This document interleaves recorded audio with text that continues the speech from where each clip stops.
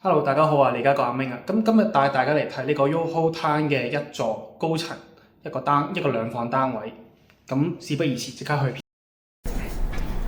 單位實用面積433尺。咁首先最吸引眼球嘅地方就係全屋都更換成呢個深灰色嘅大塊地磚啦，型格得嚟又非常之容易打理嘅。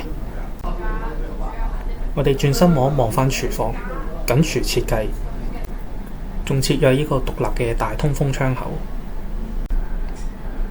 咁客飯廳呢一邊就涇渭分明，間隔四方，非常實用。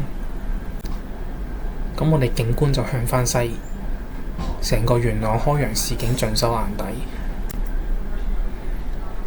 飯廳呢一邊都設有呢個對流窗嘅。咁我哋望一望返客房呢一邊，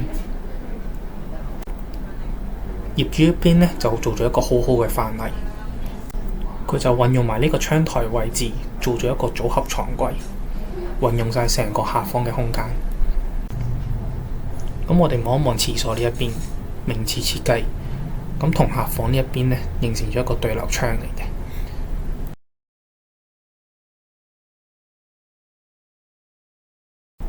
咁我哋最後嚟到呢個主人房呢一邊，咁見到呢隔離呢就設有呢個入牆嘅衣櫃位啦。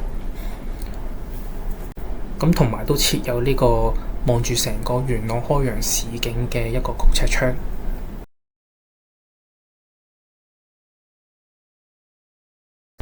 咁我哋呢一邊再望多次成個單位嘅全貌啦。